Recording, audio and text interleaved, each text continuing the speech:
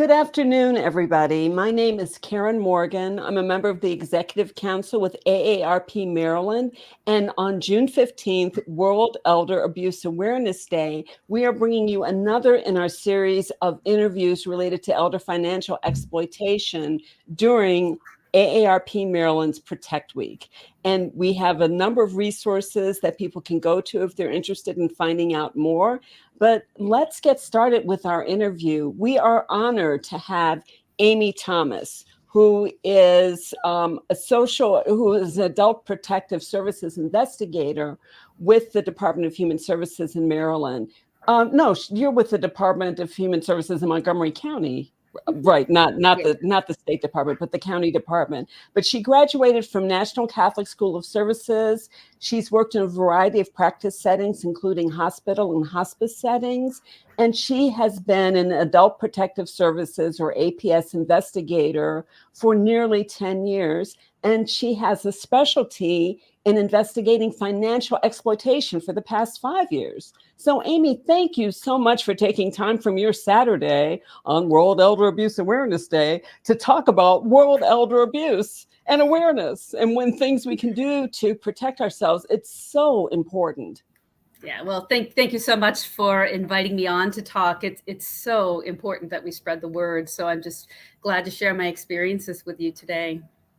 And you have an insight into things that most of us don't see because you're going into people's homes and you're probably seeing abuse maybe even happen in real time in front of you while you're there, or you see the impacts of it. So let me ask you this: what drew you to investigating financial exploitation in your role with APS in Montgomery County? Why there? Because there's so many areas that you could have gone to. I think I've really enjoyed specializing because it's helped give me a depth of knowledge, and I feel like I'm better empowered to help my clients when I really know the ins and outs of financial exploitation and all the various forms it can take. Mm-hmm. Yeah, that makes a lot of sense. So, is there a type of person in your investigations that you think are more susceptible to being financially exploited versus others? Well, I think it's really important to understand that anybody can be a victim of a scammer. Anybody, and clients. It's not like I have clients who are wealthy or impoverished or people of all races, creeds, and colors this happens to. And we don't know that because people often keep it a secret because they feel so shamed by what's happened. Mm-hmm. So it's a very common occurrence, unfortunately. So basically, the answer is all kinds of people may end up being financially exploited. There are a few things that are kind of risk factors. For example, if you spend a lot of time online, then particularly like on social media, scammers are going to look at your social media account and glean information about you. Let's say you're a movie lover, right? You may be on Facebook talking about the movies, and then you might be offered a fan page. It's not really a fan page. Really, it's a scammer trying to it's a ploy trying to engage you. Unfortunately, another risk factor is if you've had a loved one pass, scammers will read obituaries and they will target the widows and widowers of people who have passed away. If you live alone, that tends to be another risk factor because I think having somebody else in the house with you can help you to kind of slow down your thinking and get perspective on what's going on and help you identify if what you're dealing with is a scam. Also, people who have already been scammed, unfortunately, are at higher risk because they have recovery scams where you're already vulnerable, you're already kind of desperate to get your money back, and a scammer will come along, a different scammer, the one you spoke with originally, and say, oh, here, I have this new program and we're going to be able to get that money back for you, but for a fee. So that's how people are engaged, unfortunately. Yeah, and that's something I know when my mother passed during the first year of the pandemic in 2020, and one of the things that crossed my mind that we had a discussion about was whether to do an obituary or not. Yeah. And I Hmm. decided not to for that very reason, Right. because you just can't control who sees this information Yeah. and who might, contact us at a time when we were all in mourning. Right. So Right. yeah, Right. Yeah. it's Scammers will know when people are emotionally vulnerable, and they'll prey on that. So yeah. yes, they weaponize emotional vulnerability. They weaponize our emotions, period. That's why they're so successful. It's not about how smart you are, it's about how emotional you may be at the time when they Uh-huh. contact you. And any of us can be emotional for Mhm. good or bad reasons. Yeah, and they have very specific tactics that they use to get you emotional. Oh yeah. They write down scripts. They have a whole plan. It's bizarro world, I guess, that people spend that much time on that instead of, I don't know, curing male pattern baldness, which would be so much more welcome. Um, so tell me, Amy, what kinds of tricks do you think scammers use besides sort of contacting them or looking on social media? Are there other sorts of tricks that you've come across that scammers have used to engage victims? Mhm. Well, they definitely catch you unaware, and they use fear. You might get a call from the FBI or somebody posing as the FBI saying, "Oh, your social security number has been used in a child pornography ring," something like that. And so that makes you kind of panic. And the frontal lobes of our brain is where we do our kind of rational thinking and processing, and the limbic system of your brain is where your emotions get processed. And it basically like hijacks the frontal lobes of your brain and goes right to your limbic system. So you're not able to make the most rational choices because they have shut down your brain. um, Another thing they do is that they require you to act really quickly, like the grandparent scam, for instance. You get a call from somebody, supposedly your grandson is in jail, and says, "Oh, if I have to spend the night in jail unless you give $5,000 for the bail, so please do that." That you have to do it immediately. You do it before you think about it. Right. And another tactic is keeping a secret. Oh, please, you can't tell my parents. They'd be so horrified to think that this has happened. So all these things kind of come together to cause people to act fast, and act in ways that are not in their best interests. Hmm. So, say you're walking into a household with people who have been financially exploited. What do you do to work with these victims? Well, the first thing I'll do is I'm going to assess, are they still being financially exploited? Most of our referrals are from the banks. Banks are mandated reporters to Adult Protective Services. And so, oftentimes by the time I visit someone who's been scammed, they already are aware that it's happened. Thank goodness, that the Hmm. bank has convinced them to stop giving money. But sometimes people still think that person they've been talking to over Google Chat really is their girlfriend. And so the first thing I do is to kind of assess how much.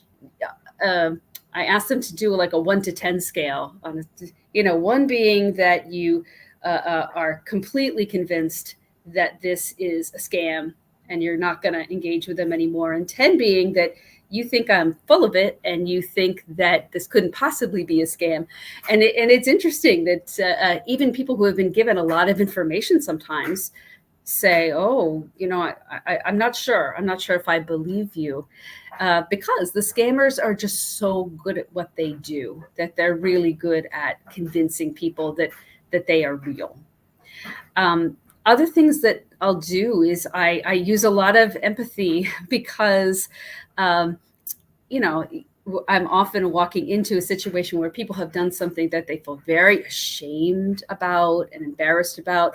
Older people are often afraid, oh, they're gonna take my ability to manage my money away from Yes. me. It becomes an independence issue. And so I just do a lot of reassurance that this is really common. This is not your fault. And I also talk about different steps that people can take that are going to help to protect them going forward. These are things like if you've given the scammer your social security number, you need to kind of take extra precautions. And I give a resource of the Identity Theft Information Center. If you've given a scammer your bank account number, then you need to make sure that that bank account gets shut down or your numbers get changed so that that scammer can't keep on going back into your account and taking money out of it.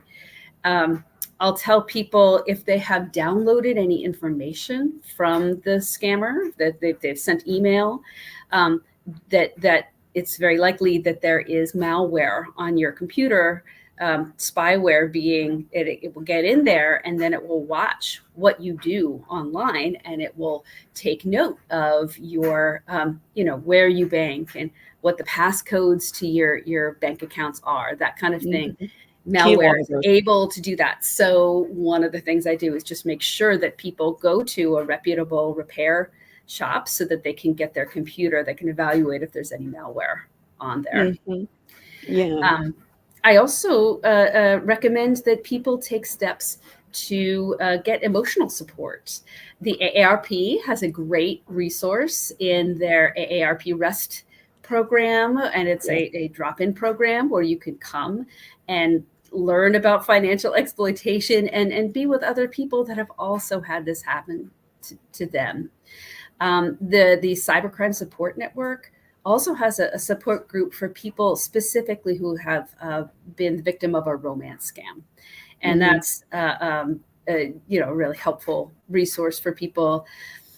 Also, sometimes people have given away so much money that they need to figure out a plan. A lot of times the scammers will kind of clear out people's IRAs.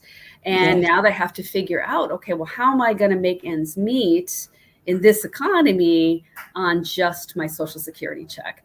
And there are some financial coaching programs that can help you kind of evaluate spending and figure out choices you can make. These are one is called the SOAR program and another is called Cash Campaign of Maryland. Yes. And there's another one that's specific to Gaithersburg. So there's definitely resources out there for people.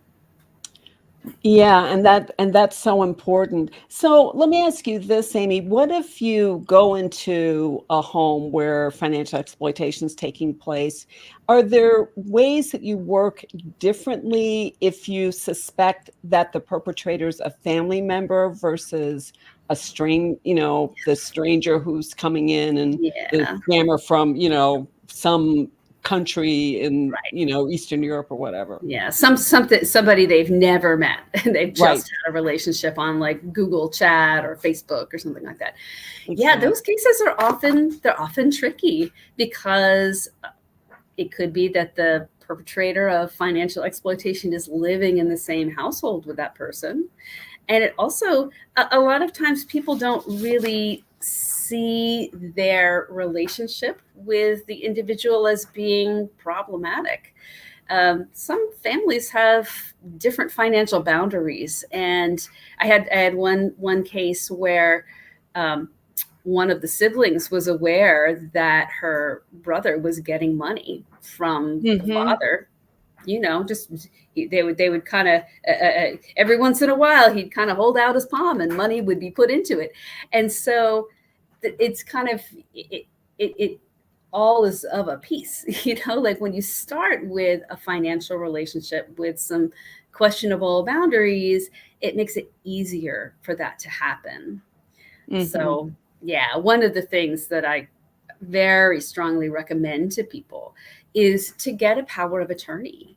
And what a power of attorney is, if people don't know, it's a document where you name somebody to either manage your medical decisions or your financial decisions if you are not able to manage them yourself. And people need to really think very carefully about who you choose as your financial power of attorney, that if there's somebody who might potentially take advantage, has some issues or some boundary problems. I think you have to really be choosy about who you pick and talk it over with multiple people. I think financial exploitation really breeds in secrecy and isolation.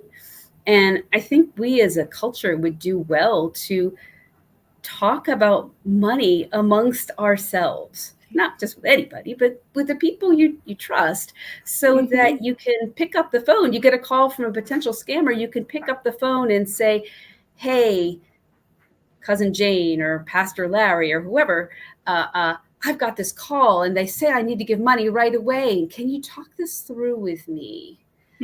Because it would spare people a lot of grief.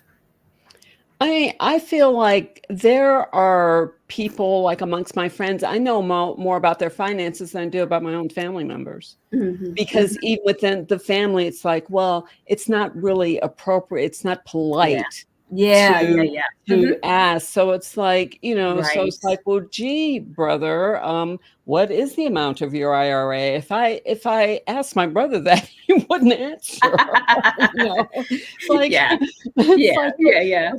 thing with my family, actually. It's like, I'm on the good guy's side, so I'm not asking you to steal the money. I'm asking to protect your money, but he wouldn't care about that, So, and it's only when you have a crisis that some of this stuff comes to light.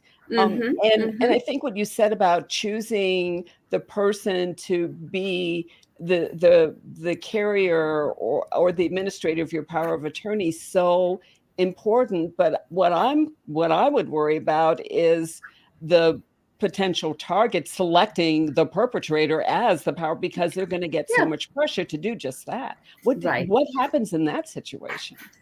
Oh, it's kind of tricky, and different things happen in different scenarios. But generally what I'll try and do is I'll talk to somebody about maybe the financial relationship they have with the power of attorney, or they might not even be aware of what's happening on their accounts. And so to try, and we've certainly had cases where we've encouraged people to change their power of attorney. Basically kind of like opening this up and bringing the light of day into the situation is often what we do. Can you tell me about one of those cases? No names, of course, or anything, but just the circumstances. Let me think of a good example. I'm thinking of all the recent ones, and I don't want to give anything recent that's going to be a scenario that I've encountered recently. Well, are there scenarios that you, okay. Oh, I was going to say, if there's scenarios that you see like time and time again, that might be. Yeah. Here's a kind of a general scenario. Somebody will name a power of attorney, and that person kind of, they're not in the habit of really sitting down with the senior or the person in question, and discussing what's going on. And they do things like mix their own money with that person's money. And they don't have a really good justification. Like, I've had, it may be reasonable for the person to pay for a car repair if the power of attorney is driving them different places, if that's a part of, and it's also, that's a part of, people should talk about financial expectations. And if that's a part of the expectation, then that's fine. But I see all kinds of things when I look at people's finances, and I see payments being made to cell phones that don't benefit the individual. I even see things like, a lot of DoorDash and stuff that's purchased at Hot Topic. It's like, you know what, grandma's not buying your clothes at Hot Topic. She just isn't. No. That might be a red flag. It's definitely a red flag. It's definitely a red flag. So, what can you just talk about some of the impacts that financial exploitations had on victims? I do think there needs to be more research. There was a study in 2011 that talked about how 1 out of 10 financial exploitation victims ended up needing to rely on medical assistance to meet their needs as they aged, specifically because of the financial exploitation. It can be very hard when you have worked all your life and you've accumulated a nest egg, and to have that scammed and it's not available to you. You don't have as many choices available to you about where you live, or what if you become disabled and need care, where that's provided. It can lead to a lot of PTSD. There's higher PTSD rates among people who have been financially exploited. I think about this even in a very basic way. I had one client who, whenever the scammer called, she would give, no matter what, no matter how much money she had in her account or didn't have in her account. And she gave away literally every penny. And then she called the bank saying, "Oh, can you give me a loan? Because I need money. I need money for groceries, and I need money for gas in my car." Oh my God. And it just speaks to how crafty these folks can be. That they knew how to manipulate that poor woman out of her last dime, literally her last dime. And they didn't care because they're sociopaths. They're sociopaths. Oh, definitely. Yeah. So as we wrap up, Amy, can you just give us an idea, besides some of the things you've already mentioned, what are some other things that people can do to try to prevent financial exploitation, knowing the odds are against us? It could happen to anybody, but what are some proactive things that we can do? Talk more about finances. Yes. That's one thing. But what are some other things that you might suggest? Yeah, I think exactly what we're doing now is really helpful to talk about it with other people. Let there be a culture where everybody knows what's lying in wait. I think social isolation is a real can make you more vulnerable, and so make a commitment to stay involved with other people or stay involved with communities, because that's going to be a place where people talk about these things.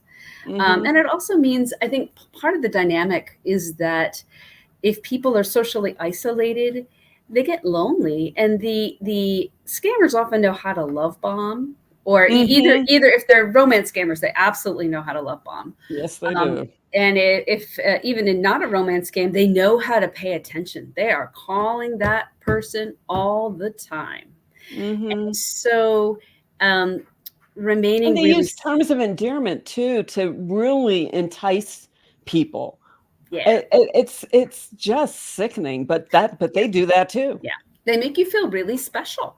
And they make for like the Microsoft scam, for example, they make you feel like you are in absolutely good hands. They sound so professional. Yes. And I think if the scammers are some of the only people you're talking to during a day, then you're much more at risk of falling victim, because we're all human beings and we all need connection, even if it's with somebody who's not really offering anything genuinely helpful. I think I would recommend, I don't know if people have heard about, you can name a friend that you trust or a loved one as a trusted contact at your bank. And what that will do is, if there's signs of what looks like financial exploitation on the account, they will generally reach out to you first, but maybe they can't get a hold of you, or maybe they can't convince you. They will go then, it gives them kind of permission to call the trusted contact. And maybe the trusted contact is your cousin Gladys, and she comes over and says, "Hey, I think there's something wrong. Let's talk about it." So naming a trusted contact, it's such a tiny step, but it can make a world of difference. Also, if people have heard of a credit freeze or a credit block, if people have your social security number, they can open up all kinds of accounts in your name. They can take out car loans and boat loans and all kinds of things. But if you have, it's like you can still access your credit with a credit lock, but there are a few steps you need to go through before you can get to the credit. So, well, we would recommend a credit freeze because those are free. Credit locks, there are charges with them, and they're offered by the credit reporting agencies who have caused many of the problems that people have with the selling of their data to other people. So we recommend a credit freeze because by federal law, it has to be free, and you can lift and replace the freeze as many times as you want. Good. So, well, thank you. You've taught me something today. But yeah, it's very easy. It's very easy. It's very easy to get. It's very easy to lift. And it's just another step, like that you need in any kind of a plan to prevent victimization. You need all kinds of steps in the plan, and you never know which step is going to be kind of the crucial one to really prevent something terrible happening.